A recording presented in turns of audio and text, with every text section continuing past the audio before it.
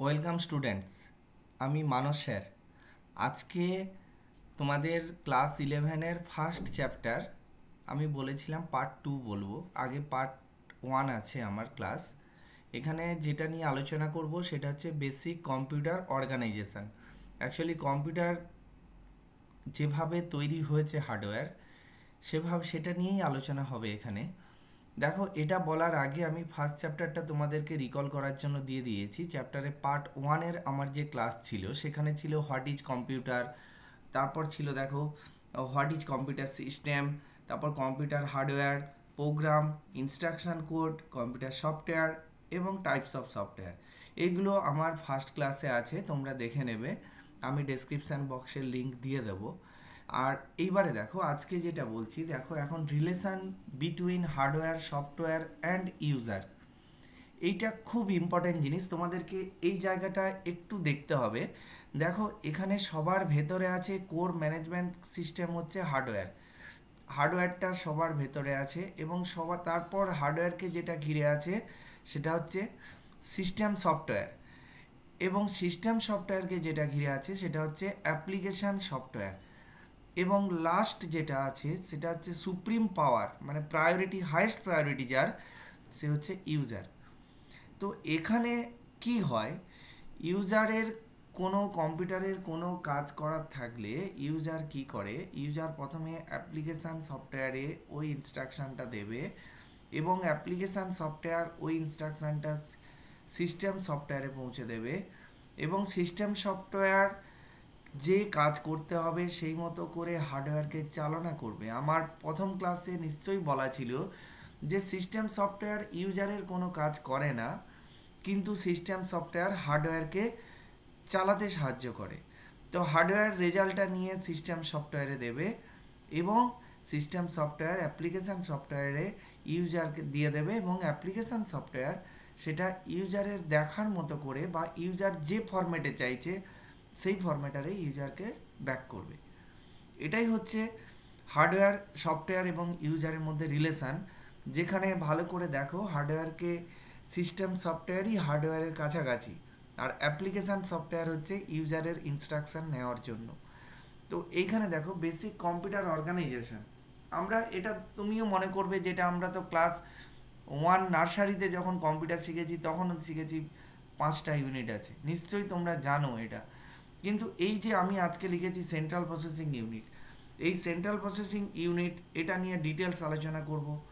Input unit এবং input device দুটো কি আলাদা সেটা নিয়ে আলোচনা করব। আউটপুট ইউনিট এবং আউটপুট ডিভাইস, মেমোরি ইউনিট এবং স্টোরেজ ইউনিট, এগুলো নিয়ে ডিটেলস আলোচনা থাকবে।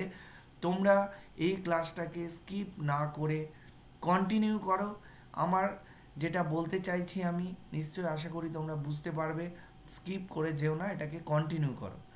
আমি আবার এই যে দেখো বেসিক কম্পিউটার অর্গানাইজেশন যেটা বলেছি, সেখানে আমি দেখো এখানে ইনপুট ইউনিট, এটা ইনপুট ইউনিট লেফট সাইডে রেখেছি, রাইট সাইডে আউটপুট ইউনিট আছে। এটা জাস্ট একটা ওভারভিউ, ব্লক ডায়াগ্রাম। এবারে দেখো সিপিইউ, সিপিইউ 3টে পার্ট নিয়ে তৈরি: control unit, arithmetic logic unit and register unit. এবং এইখানে দেখো, এইখানে যে এই ডেটা বাস বা সিপিইউ, মানে ইনপুট থেকে কম্পিউটার সিস্টেমের জন্য যে আমরা লাইনটা দিয়েছি সেটা কিন্তু একদিকে, এই জন্য এটাকে বলা হয় ইউনিডাইরেকশান, ইউনিডাইরেকশান। এবং দেখো সেটা কি, ইনপুট থেকে কম্পিউটারের দিকে। আবার দেখো এইখানে কম্পিউটারে থেকে আমরা আউটপুটের দিকে লাইন পেয়েছি, এটাও ইউনিডাইরেকশান, একদিকে। তো এইখানে এবারে দেখো যে সিপিইউর সঙ্গে প্রাইমারি মেমোরি এবং প্রাইমারি মেমোরির সঙ্গে সেকেন্ডারি স্টোরেজ, এইখানের ব্যাপারটা একটু খেয়াল করো। এখানে যেটা আছে, সিপিইউ কিন্তু কখনো সরাসরি সেকেন্ডারি স্টোরেজ অ্যাক্সেস করে না। সিপিইউ প্রথমে কি করবে, প্রাইমারি স্টোরেজকে অ্যাক্সেস করবে, এবং প্রাইমারি স্টোরেজে সেই ডেটা না থাকলে সেকেন্ডারি স্টোরেজ থেকে ডেটা নেবে। এখানে দেখো সিপিইউ দুটো কাজ করে প্রাইমারি স্টোরেজে, একটা হচ্ছে রিড, রিড মানে যেটা from memory, memory to CPU, সেটাকে বলছি আমরা রিড। আর রাইট অপারেশান কি, যেটা হচ্ছে সিপিইউ টু মেমোরি। এই দুটো কাজই হয় যেখানে রিড এবং রাইট অপারেশান। তাহলে এই যে বাস মানে গ্রুপ অফ কন্ডাক্টিং ওয়্যারস, এইটা কিন্তু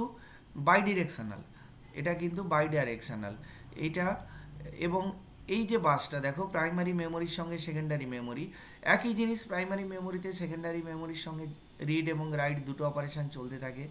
হ্যাঁ, এখানে প্রাইমারি মেমোরি এবং সেকেন্ডারি স্টোরেজের মধ্যে রিড মানে secondary storage to primary storage, আর রাইট মানে primary storage to secondary storage. তাহলে এই যে আমি বলছি এটা বাস, এবং এটাকে বলছি আমরা বাইডাইরেকশনাল মানে উভয়মুখী, মানে দুদিকে, আর ইউনিডাইরেকশন মানে একদিকে। তো এখানে দেখো এইটা বলতে গেলে বাস কাকে বলে তোমাদের একটা কনফিউশন থাকতে পারে যে বাস কি। এখানে আমি পরিষ্কার লিখে দিয়েছি, দেখো bus is a group of conducting wires, মানে অনেকগুলো ওয়্যারকে যখন আমরা একসঙ্গে একটা গ্রুপ বানাবো, মোর দ্যান, এই দেখো অনেকগুলো ওয়্যার, এই ওয়্যারগুলোকে নিয়ে যখন একটা গ্রুপ বানাবো তখন তাকে আমরা বলছি বাস। এই সমস্ত তারগুলোকে, লাইনগুলোকে এখানে এই বাসটা 1 2 3 4 5 6 ছটা ওয়্যার নিয়ে তৈরি, তাহলে এটাকে আমরা বলছি বাস। এই বাসে ডেটা যদি শুধুমাত্র একই দিকে ফ্লো হয় বা ডেটা যদি দুদিকে ফ্লো হয় সেটাকে কি বলে সেটা একটু দেখো। তাহলে এইখানে বাস হচ্ছে 3 ধরনের, যেটা হচ্ছে অ্যাড্রেস বাস, ডেটা বাস এবং সিস্টেম বাস বা কন্ট্রোল বাস। এইখানে অ্যাড্রেস বাস যেটা, সেটা কিন্তু একদিকে ইউনিডাইরেকশন, অর্থাৎ সিপিইউ থেকে মেমোরি বা অন্য কোনো ডিভাইস, এটা অ্যাড্রেস বাস। এবার ডেটা বাস কিন্তু মানে ইউনিডাইরেকশন হতে পারে এবং বাই ডাইরেকশানও হতে পারে। ইউনিডাইরেকশান কেমন, যেমন ইনপুট ইউনিট থেকে সিপিইউ ইউনিডাইরেকশান, বা সিপিইউ থেকে আউটপুটের দিকে, এটাও ইউনিডাইরেকশান। আর বাই ডাইরেকশান কখন হবে, যখন সিপিইউ টু মেমোরি, তখন কিন্তু এটা বাই ডাইরেকশান হবে, অর্থাৎ মেমোরি থেকে সিপিইউর দিকেও ডাটা আসে আর সিপিইউ থেকে মেমোরির দিকেও ডেটা যায়। তাহলে অ্যাড্রেস বাস ইউনিডাইরেকশান হতে পারে, বাই ডাইরেকশান হতে পারে, ডেটা বাস ইউনিডাইরেকশান এবং বাই ডাইরেকশান হতে পারে, কিন্তু অ্যাড্রেস বাস সবসময় ইউনিডাইরেকশান হবে। সিস্টেম বাস বা কন্ট্রোল বাস এটাও কিন্তু ইউনিডাইরেকশান। অ্যাকচুয়ালি সিপিইউর যে কন্ট্রোল ইউনিট আছে সেখান থেকে যে কন্ট্রোল সিগন্যাল জেনারেট হয় সেটা কম্পিউটারে বিভিন্ন পেরিফেরাল ডিভাইসে সেই কন্ট্রোলটা পৌঁছে যায়, সেটা এই জন্য এটা হচ্ছে ইউনিডাইরেকশান। অর্থাৎ কন্ট্রোল ইউনিট থেকে, সিপিইউর কন্ট্রোল ইউনিট থেকে কন্ট্রোলটা কিন্তু বেরিয়ে যাচ্ছে, আর কন্ট্রোল ইউনিট থেকে অন্য কোনো ডিভাইস থেকে কিন্তু কন্ট্রোল সিগন্যাল বা সিস্টেম বাসের, এই যে কন্ট্রোল বাস বলছি, কন্ট্রোল সিগন্যাল কিন্তু কন্ট্রোল ইউনিটিতে ফিরে আসে না। তো এই জন্য এটা হচ্ছে ইউনিডাইরেকশান। তো এই গেল মোটামুটি বাস। এবার বাসের পরে দেখো জেনারেল বাস অর্গানাইজেশন, অর্থাৎ এটা একটা জাস্ট ব্লক ডায়াগ্রাম। এই ব্লক ডায়াগ্রামের মধ্যে বোঝানো হয়েছে, এখানে দেখো যে কমন একটা বাস আছে, এই যে সিপিইউতে একটা কমন বাস আছে, আমি এটা কমন বাসের একটা দিয়েছি, যেটা দুদিকে আরও কোনো পেরিফেরাল ডিভাইস আছে। পেরিফেরাল ডিভাইস বলতে কি বোঝায়, কম্পিউটারের সঙ্গে যুক্ত আরও যে ডিভাইস। এখানে কম্পিউটার বলতে কিন্তু সাধারণত আমরা সিপিইউকে ইন্ডিকেট করি, সিপিইউকে বোঝায়। তাহলে দেখো এখানে কমন বাস আছে, এই কমন বাসের সঙ্গে দেখো মেমোরি ইউনিট আছে, আবার এখানে স্টোরেজ ইউনিট আছে, এটা কিন্তু বাইডাইরেকশনাল, এটাও বাইডাইরেকশনাল। আর এখানে আউটপুট ইউনিট আছে, দেখো আউটপুটটা ইউনিডাইরেকশন, আর ইনপুট ইউনিটটাও ইউনিডাইরেকশন। আর এই যে আমি এই ব্লকটা এঁকেছি, এই ব্লকটা হচ্ছে সিপিইউ। সিপিইউ 3টে পার্ট আছে, একটা অ্যারিথমেটিক লজিক ইউনিট, একটা কন্ট্রোল ইউনিট এবং একটা রেজিস্টার ইউনিট। এখানে সিপিইউর সঙ্গে কমন বাসের কিন্তু কানেকশান বাই ডাইরেকশনাল। তো এই হলো জেনারেল বাস অর্গানাইজেশন। এটা জাস্ট একটা ওভারভিউ, তোমাদের ক্লাস 11-12-এ পড়ার জন্য এটাই যথেষ্ট। হায়ার লেভেলে এটা নিয়ে অনেক স্টাডি আছে, আমার হয়তো যখন পরে আমার যে ক্লাসগুলো থাকবে কলেজের স্টুডেন্টের জন্য, সেটাতে নিশ্চয়ই এটা নিয়ে আরও ডিটেলস আলোচনা করব।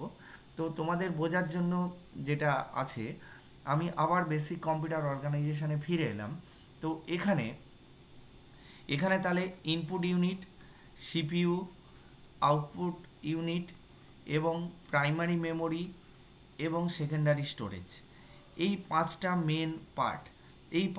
মেন পার্ট নিয়ে ডিসকাশন করব এবং সেই প্রাইমারি মেমোরি ক্লাসিফিকেশন নিয়ে আলোচনা করব, ক্যাশ মেমোরি নিয়ে আলোচনা করব। এখানে দেখো ইনপুট ইউনিট এসছি। ইনপুট ইউনিট কি? বাই হুইচ ইউনিট, যে ইউনিটের দ্বারা external data and instruction, data কাকে বলে, ইনস্ট্রাকশান কি, সেটা আমার এই ক্লাসের প্রথম ক্লাসে আছে, ফার্স্ট ক্লাস পার্ট ওয়ানেই আছে এই চ্যাপ্টারেরই।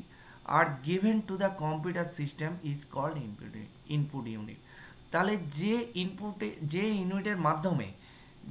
ইউনিটের মাধ্যমে ইনপুট ইউনিট যদি বলি, যে ইউনিটের মাধ্যমে কম্পিউটার বলতে এখানে সিপিইউ এবং মেমোরি এই স্ট্রাকচারটাকেই বোঝানো হয়েছে। আমরা যে ইউনিটের মাধ্যমে আমরা কম্পিউটারের মধ্যে ডেটা এক্সটার্নাল সোর্স থেকে আমরা ডেটাকে সাপ্লাই দিই, সেটাকেই বলছি আমরা ইনপুট ইউনিট।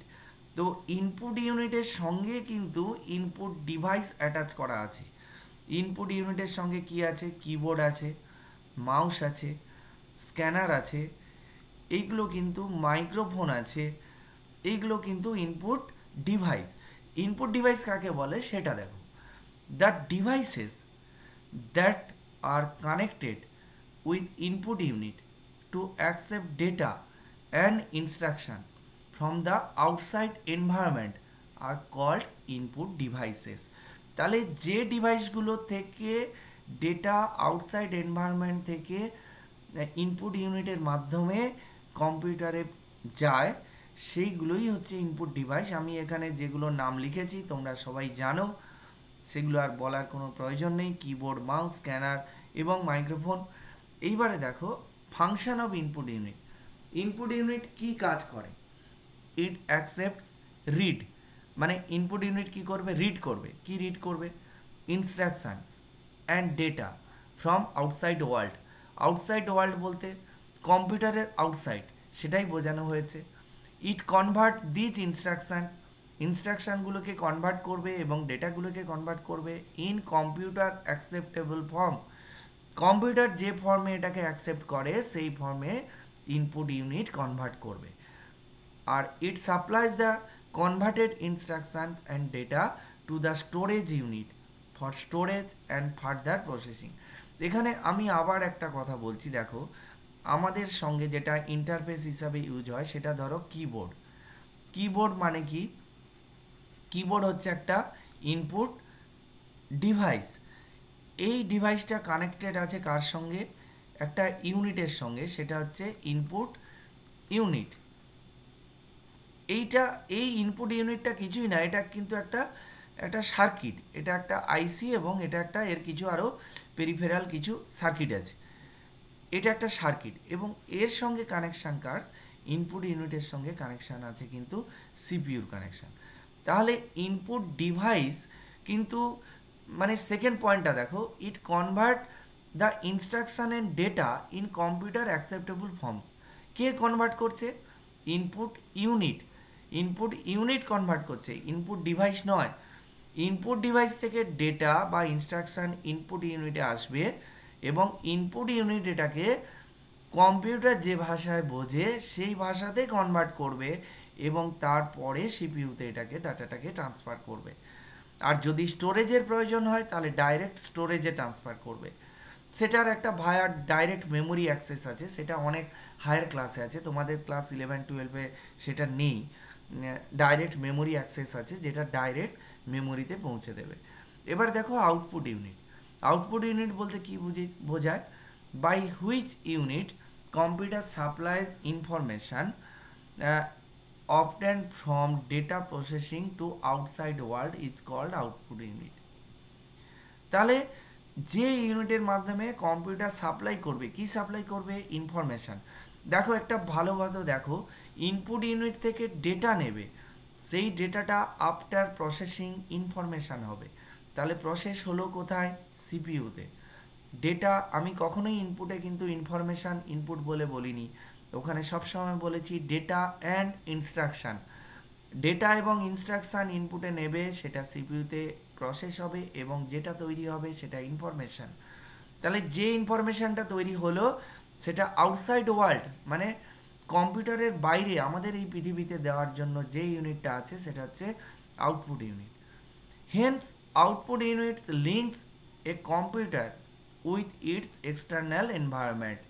তাহলে আউটপুট ইউনিটটা হচ্ছে কি করে, সিপিইউর সঙ্গে বা কম্পিউটারের সঙ্গে এক্সটার্নাল যে আমাদের এনভায়রনমেন্ট আছে তার মাঝে কিন্তু আউটপুট ইউনিট আছে। তো এইবার আউটপুট ইউনিটের সঙ্গে যে ডিভাইসগুলো কানেক্টেড তাকে আমরা বলছি আউটপুট ডিভাইসেস। এখানে দেখো কতগুলো নাম লিখেছি, মনিটর, প্রিন্টার এবং স্পিকার। এইবারে দেখো সেন্ট্রাল প্রসেসিং ইউনিট। তাহলে আমরা ইনপুট ইউনিট আউটপুট ইউনিট জানলাম। এবার থার্ড যেটা central processing unit, central processing unit control unit. এখানে অ্যাকচুয়ালি আমার এই প্রেজেন্টেশন ক্লাসের জন্য খুব সংক্ষেপে খুব ছোট করে আমাকে বলতে হচ্ছে, সময়ে অনেকটা এই ক্লাসের ভিডিও বানাতে গেলে কিছু সময়েরও ব্যাপার থাকে, সেই কারণে আমাকে অনেক সংক্ষেপে বলতে হচ্ছে, কিন্তু এটা আরও ডিটেলস তোমরা বই পড়লে জানবে।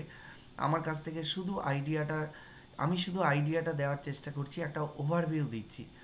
এখানে দেখো কন্ট্রোল ইউনিট আছে, অ্যারিথমেটিক লজিক ইউনিট আছে। এইটা হচ্ছে মেন সেন্ট্রাল প্রসেসিং ইউনিটের জন্য, এটা হচ্ছে মেন। এই দুটোকে নিয়ে আমরা একসঙ্গে সেন্ট্রাল প্রসেসিং ইউনিট বলছি। আর এর সঙ্গে আর একটা পার্ট আছে যেটা হচ্ছে রেজিস্টার ইউনিট, সেটা হচ্ছে টেম্পোরারি স্টোরেজ। আমি ঠিক পরের স্লাইডে আসছি। এখানে দেখো the CPU is the main control center and processing unit. তাহলে কন্ট্রোল কে করছে, সি ইউনিট থেকে কন্ট্রোল হচ্ছে, এবং প্রসেসিং কে করছে, এএলইউ। তাহলে এই control and processing both CU and ALU মিলেই যেটা করছে সেটা হচ্ছে control and processing. The main components of CPU are arithmetic logic unit, control unit and register unit. এইখানে দেখো লিখেছি মেন কম্পোনেন্ট অফ সিপিইউ হচ্ছে এএলইউ, সিইউ অ্যান্ড আরইউ। এখানে দেখো সিইউ সম্বন্ধে একটু সংক্ষেপে বলার চেষ্টা করেছি। The control unit controls all the devices, all the units and it control itself also. Control unit সমস্ত ডিভাইসকে কন্ট্রোল করে এবং নিজে থেকে নিজেও কন্ট্রোল হচ্ছে। এটাই হচ্ছে কন্ট্রোল ইউনিটের মেন কাজ। আর এটা কিভাবে কন্ট্রোল করে, কিভাবে কন্ট্রোল হয়, it gets instruction from a program. একটা প্রোগ্রাম থেকে ইনস্ট্রাকশান আসে, সেটা কন্ট্রোল ইউনিটে আসে, এবং যে প্রোগ্রামটা মেন মেমোরিতে স্টোর আছে এবং সেটা ডিকোড হয়, এবং ওই ইনস্ট্রাকশানটা ডিকোড হয় এবং জেনারেট কন্ট্রোল সিগন্যাল। তাহলে কি হয়, ইনস্ট্রাকশান, তারপরে সেটা হচ্ছে ডিকোড, তারপরে কি হয়, কন্ট্রোল সিগন্যাল। এইটাই হচ্ছে সংক্ষেপে। এখানে কন্ট্রোল ইউনিটের আবার ভাগ আছে, সেটা হায়ার স্টাডিতে তোমরা পাবে। এটা ডিকোড একটা ইউনিট আছে, সেখানে ইনস্ট্রাকশানগুলোকে ডিকোড করে, কিভাবে ডিকোড হয়। এবং এখানে একটা কথা তোমাদেরকে বলে রাখি, এখানে যে বলেছে দ্যাট আর স্টোর, মানে সিপিইউতে যে ইনস্ট্রাকশানগুলো আসছে সেটা কিন্তু অবশ্যই মেন মেমোরিতে থাকবে। এবারে দেখো অ্যারিথমেটিক অ্যান্ড লজিক ইউনিট। এখানে তো তোমরা জানোই অ্যারিথমেটিক অ্যান্ড লজিক ইউনিটে সমস্ত অ্যারিথমেটিক এবং লজিক্যাল অপারেশনগুলো ঘটে। During processing of A job at the computer transfer data and instruction stored in primary storage to ALU as and when needed. তাহলে যখন দরকার হবে তখন হচ্ছে অ্যারিথমেটিক ইউনিট কি করবে, প্রাইমারি মেমোরি থেকে ডেটা এবং ইনস্ট্রাকশান এগুলোকে সব নেবে, এবং ডেটাগুলোকেই নেবে, ইনস্ট্রাকশান কন্ট্রোল ইউনিটে নেবে।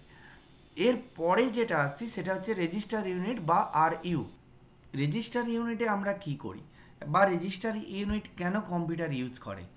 এখানে কিছু সেট অফ রেজিস্টার্স আছে যেগুলো কি করে, সেই রেজিস্টারগুলো করে কি, যে এই যে দেখো CPU two store the data temporary কিছু ডেটা স্টোর করে। আর কি স্টোর করে, ইনস্ট্রাকশান স্টোর করে, অ্যাড্রেস স্টোর করে, কার অ্যাড্রেস, মেমোরির লোকেশানে, এবং ডেটা স্টোর করে। কিছু এক্সাম্পল দিয়েছি আমি, দেখো অ্যাকুমুলেটার, इंस्ट्रक्शन रजिस्टर IR, MDR और MBR, मेमोरी डेटा रजिस्टर और मेमोरी बाफार रजिस्टर। मेमोरी থেকে যেগুলো রিড হয়ে আসছে, মেমোরি থেকে যে ডেটাগুলো রিড হচ্ছে সেই ডেটাগুলো কিন্তু MDR বা MBR রেজিস্টারে থাকে। MAR বলতে কি বোঝায়, মেমোরি অ্যাড্রেস রেজিস্টার। MAR এ যে অ্যাড্রেস আছে সেই অ্যাড্রেস থেকে মেমোরি থেকে মেমোরি যে অ্যাড্রেসটা আছে সেই অ্যাড্রেসে হয় রিড হবে না হলে রাইট হবে। মেমোরি সেই অ্যাড্রেস থেকে রিড বা রাইট হবে, সেটা রিড বা রাইট সিগন্যালের উপরেই ডিপেন্ড করবে। আচ্ছা, এখানে দেখো মেমোরি ইউনিট আছে, প্রাইমারি মেমোরি। প্রাইমারি মেমোরি দুই প্রকার, একটা র্যান্ডম অ্যাক্সেস এবং আর একটা রিড অনলি মেমোরি। এইবারে দেখো র্যান্ডম অ্যাক্সেস মেমোরি কি, অ্যাকচুয়ালি র্যান্ডম অ্যাক্সেস মেমোরি আমরা কেন ইউজ করি? The RAM is the internal work space of the computer where data and instruction are held during processing. তার মানে যে ডেটা এবং যে ইনস্ট্রাকশান নিয়ে প্রসেসিং হবে সেটাকে কিন্তু অবশ্যই র্যামে থাকতে হবে, নাহলে কিন্তু সেই ডেটা সেই ইনস্ট্রাকশান প্রসেসিং হবে না। আর each memory location has a unique memory address. প্রতিটা মেমোরি লোকেশানের মেমোরি অ্যাড্রেস আলাদা। When the task is perform, যখন কোনো প্রোগ্রাম এক্সিকিউট হবে সেটাকেই আমরা টাস্ক বলছি, বা যখন কোনো কাজ হবে, it clears it memory space and it then available for the next task to be perform. কোনো কাজ হয়ে গেলে, এটা হ্যাজ পারফর্ম হতো, কোনো কাজ হয়ে গেলে তখন কি করবে, তার মেমোরি স্পেসটাকে ক্লিয়ার করে দেবে এবং এই মেমোরি স্পেসটা নেক্সট কোনো টাস্কের জন্য অ্যাভেলেবেল হবে। তো এইবার এসছি, দেখো র্যামকে ভোলাটাইল মেমোরি বলে কেন? র্যামকে ভোলাটাইল মেমোরি বলে কেন? যে যতক্ষণ পাওয়ার থাকে ততক্ষণ কিন্তু র্যামের ডেটা থাকে। When the power is switched off, যখন পাওয়ারটা বন্ধ হয়ে যায়, everything stored in the memory gets erased, সব কিছু মুছে যায়। ক্যান নট বি রিকল্ড, এবং সেগুলোকে রিকল করা যায় না। That is as long as power is present, যতক্ষণ পাওয়ার আছে the content of RAM is present, র্যামের কন্টেন্টটা প্রেজেন্ট থাকে। That's why RAM is called volatile memory. এই জন্য র্যামকে বলা হয় ভোলাটাইল মেমোরি। তো তোমরা এভাবে মনে রাখো না, ভোলাটাইল মানে ভুলে যায়। র্যামের পাওয়ার চলে গেলে র্যাম সব কিছু ভুলে যায়, অর্থাৎ র্যাম টোটালি ইরেজ হয়ে যায়। এইবারে দেখো টাইপস অফ র্যাম। র্যামের দু ধরনের আছে র্যাম, ডাইনামিক র্যাম এবং স্ট্যাটিক র্যাম। এই ডাইনামিক র্যাম কাকে বলে তোমরা অনেক পড়েছো, কিন্তু আমি একটু অন্যভাবে বলছি। দেখো যে ডাইনামিক র্যামটা অ্যাকচুয়ালি কী।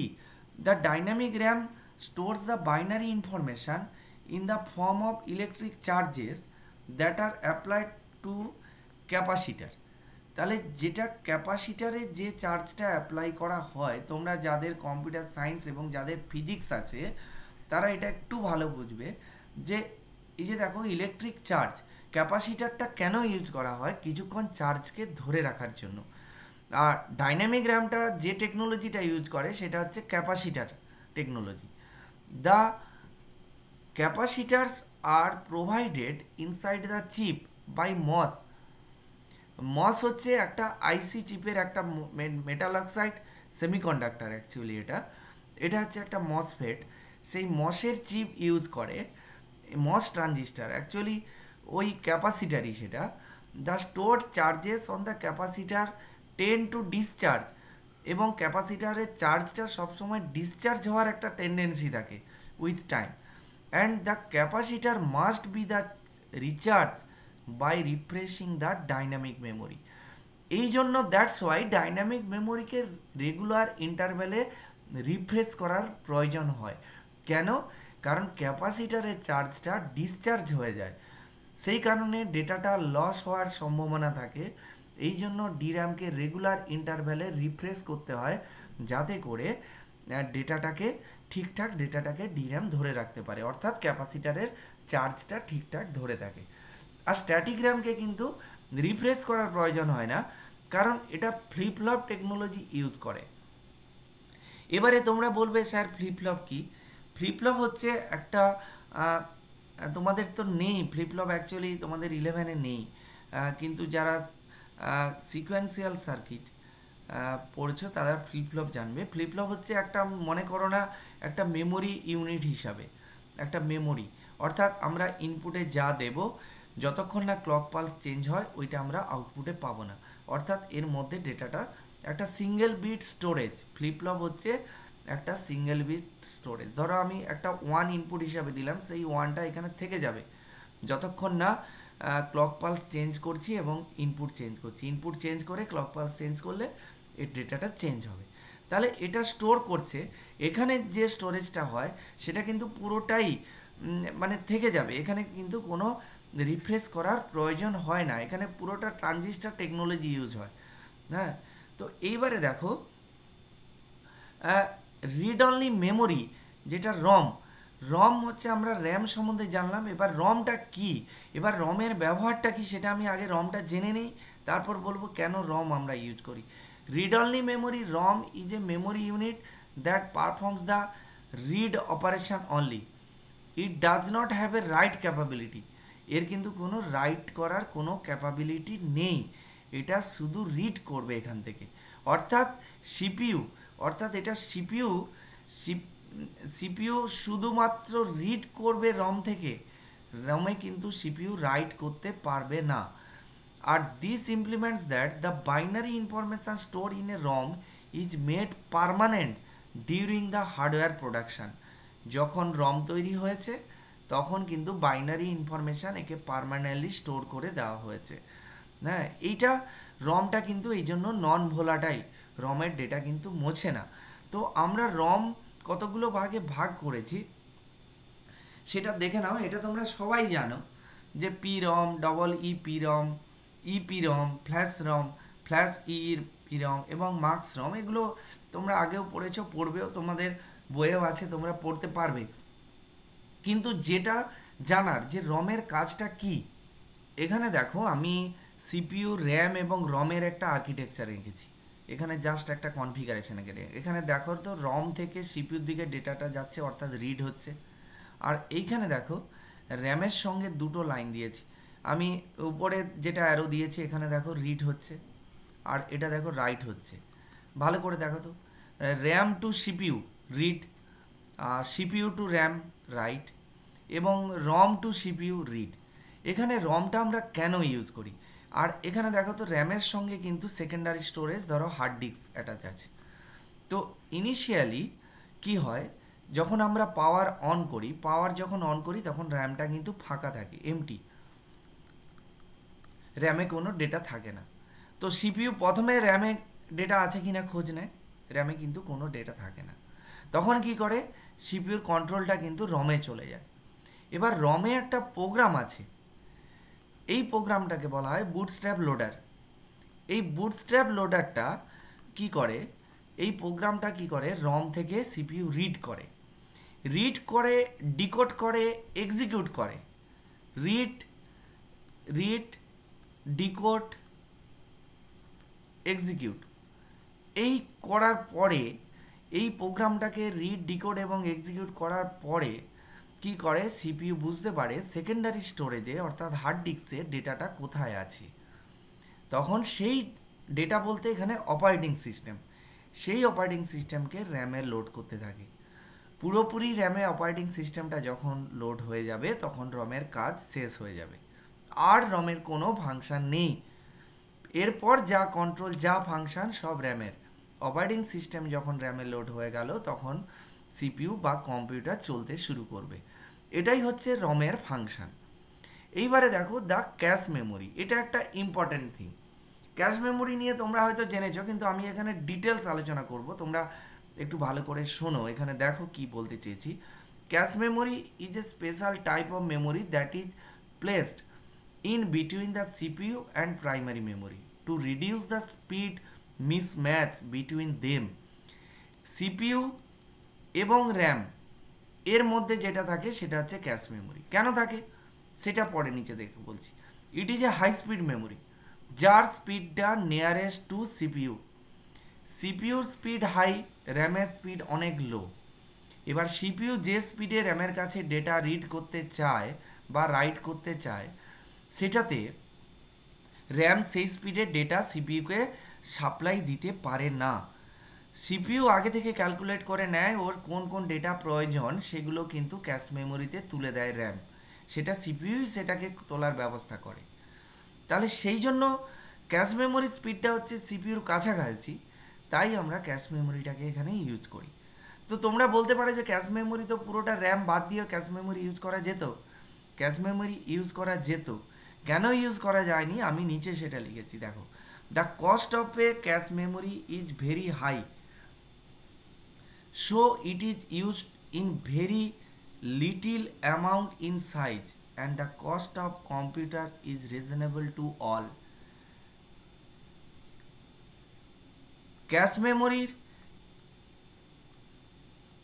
মেমোরির যদি দামটা কম হতো তাহলে তো পুরোটাই আমরা ক্যাশ মেমোরি ইউজ করতে পারতাম। তো ক্যাশ মেমোরির দামটা বেশি বলে আমরা কম পরিমাণে ক্যাশ মেমোরি ইউজ করি, যাতে কম্পিউটার আমরা সাধ্যের মধ্যে কিনতে পারি।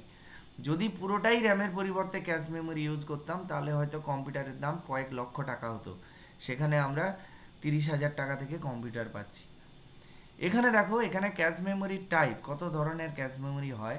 দু ধরনের ক্যাশ মেমোরি হয়, একটা L1 ক্যাশ এবং একটা L2 ক্যাশ। L1 ক্যাশ হচ্ছে ইনসাইড সিপিইউ, আর L2 ক্যাশ হচ্ছে আউটসাইড সিপিইউ। এই L1 এবং L2 ক্যাশ দুটো থাকে, যাতে করে সিপিইউ স্পিড আরও বাড়ানো যায়। যে ডেটাগুলো এই L2 থেকে আরও কিছু ডেটা L1-এর একেবারে সিপিইউ প্রসেসিংয়ের কাছাকাছি দেওয়া থাকে, যাতে করে এই যে বাস এখান থেকে ডেটা কালেক্ট করতে সিপিইউর না সময় লাগে। সেই জন্য সিপিইউ স্পিড বাড়ানোর জন্য সমস্ত রকম চেষ্টা করা হয়েছে। এইবারে দেখো, ক্যাশের কিছু অপারেশন আছে। ক্যাশ অপারেশন কি? দেখো, when some data is required, কোনো ডেটা যখন প্রয়োজন হবে আর required, the CPU first looks in the cache, CPU প্রথম ক্যাশের দিকে তাকাবে। কি করবে? If it is there or not, যদি ক্যাশের মধ্যে ডেটাটা আছে কি নেই, তার জন্যই ক্যাশের দিকে সিপিইউ প্রথম দেখবে। If the data is found in cash, CPU does not access the primary memory, অর্থাৎ র্যাম। সিপিইউ কিন্তু র্যামকে তখন আর অ্যাক্সেস করবে না যদি ক্যাশের ডেটাটা পেয়ে যায়। And hence the process become very fast, তাহলে ক্যাশে যদি ডেটাটা পেয়ে যায় তাহলে তো প্রসেসটা অবশ্যই ফাস্ট হবে। এবার ক্যাশের দুটো অপারেশন আছে, এই যে ক্যাশ হিট আর ক্যাশ মিস। ক্যাশ হিট কাকে বলে? When data is found in the cache, it is called a cache hit. যখন ক্যাশের মধ্যে ডেটাটা পাওয়া যাবে তখন তাকে বলছি cache hit. And the effectiveness of cache is just by hit rate 95%। এই ইফেক্টিভনেসটা কি করে? হিট রেটের উপরেই ডিপেন্ড করে। যদি 95% of the time the processor is working, it is accessing information from cash, তাহলে কিন্তু 95% of the time the processor is working, it is accessing from the cash, অর্থাৎ ক্যাশ থেকে কিন্তু 95%ই ডাটা নেওয়ার চেষ্টা করে বা নিতে পারে। তাহলে 95% নেবে বা 90 নেবে বা 90 নিচেও নিতে পারে, সেটা কি সেই রেশিওটা আমি আসছি, সেই হিসাবটা আমি পরে বলছি, পরের স্লাইডেই আছে। এবারে দেখো ক্যাশ মিস, তাহলে ক্যাশ মিস কাকে বলছে? When data is required but data is not found in the cash, তখন তাকে বলছি ক্যাশ মিস। তখন কিন্তু সিপিইউ কি করবে? তখন র্যামের থেকে ডেটা নেওয়া শুরু করবে, তাহলে তখন কিন্তু অপারেশনটা ডিলে হয়ে গেল। এবারে দেখো cache hit ratio. Hit ratio কাকে বলে? দেখো, the performance of cache memory পারফরম্যান্সটা হিট রেশিওর উপরে ডিপেন্ড করে। হিট রেশিও কাকে বলে? দেখো, measure of a quantity is called hit ratio, the ratio of the number of hit, তাহলে hit divided by hit plus miss, অর্থাৎ টোটাল রেফারেন্স। তাহলে রেশিওটা কি? The ratio of the number of cache hit divided by the total CPU reference. এই রেফারেন্সটা কতগুলো করছে? Total CPU reference, অর্থাৎ hit by miss, hit plus miss, তাহলে এটাই হচ্ছে হিট রেশিও। এই হিট রেশিওটা যদি অ্যাবাভ 95% বা অ্যাবাভ 90% হয়, তাহলে আমি বলবো সেই কম্পিউটারের স্পিড ভালো এবং সেটা ইফেক্টিভনেস আছে। আমরা সবাই দেখো কম্পিউটার কিনতে যাই, আমরা কম্পিউটার কিনে গিয়ে কি দেখি? র্যাম কত আছে, সিপিইউ কত আছে, ব্যাস আমরা কম্পিউটার নিয়ে নিলাম। কিন্তু মেন ফ্যাক্টরটা যে ক্যাশ মেমোরি, সেটা কিন্তু আমরা ফলো করি না। কারণ যে মাদারবোর্ডের দাম যত বেশি, তাতে মনে করবে ক্যাশ মেমোরি তত বেশি পরিমাণে আছে, এবং যে সিপিইউর দাম যত বেশি, তাতে মনে করবে ক্যাশ ইন্টারনাল ক্যাশ L1 তত বেশি পরিমাণে আছে। কম্পিউটার কেনার সময় তোমরা এইগুলো মাথায় রাখবে। এবারে যেটা লাস্ট বাকি থাকলো সেটা হচ্ছে স্টোরেজ ইউনিট। স্টোরেজ ইউনিট তোমরা সবাই জানো যে কম্পিউটারের ডেটা স্টোর করার প্রয়োজন হয় এবং ডেটাকে নেওয়ার প্রয়োজন হয় প্রসেসিংয়ের জন্য। তাহলে since primary memory has a limited storage capacity, primary memory যেহেতু লিমিটেড স্টোরেজ ক্যাপাসিটি আছে অ্যান্ড ইজ নট পার্মানেন্ট, এবং প্রাইমারি মেমোরি যেহেতু পার্মানেন্ট নয়, তাই সেকেন্ডারি স্টোরেজ ডিভাইস দরকার হয় পার্মানেন্টলি ডেটা স্টোর করার জন্য। আমি এখানেও বলছি সিপিইউ, র্যাম, এইচডিডি অর্থাৎ হার্ড ডিস্ক বা হার্ড ডিস্ক থেকে র্যাম, র্যাম থেকে সিপিইউ, ডাইরেক্ট কখনো সিপিইউ হার্ড ডিস্ককে অ্যাক্সেস করে না, স্টোরেজ ইউনিটকে কখনো সিপিইউ অ্যাক্সেস করবে না, এটা সব সময় মনে রাখবে। এবারে দেখো ডিফারেন্ট টাইপ অফ স্টোরেজ, তোমরা এগুলো সবাই জানো। হার্ড ডিস্ক, কম্প্যাক্ট ডিস্ক অর্থাৎ CD, DVD, flash memory, Blu-ray disk, এগুলো সবগুলো কিন্তু সেকেন্ডারি স্টোরেজ ডিভাইসের এক্সাম্পল। আজকের ক্লাস এই পর্যন্ত। তোমাদের এই ক্লাসটা ভালো লেগে থাকলে অবশ্যই লাইক করবে, শেয়ার করবে এবং আমার চ্যানেলে নতুন হলে সাবস্ক্রাইব করবে। আমার সঙ্গে কন্ট্যাক্ট করতে গেলে আমার ইমেল আইডি dottomanuskr@gmail.com, এখানে কন্ট্যাক্ট করতে পারো বা তোমরা কমেন্ট বক্সে কমেন্ট করতে পারো। Thank you.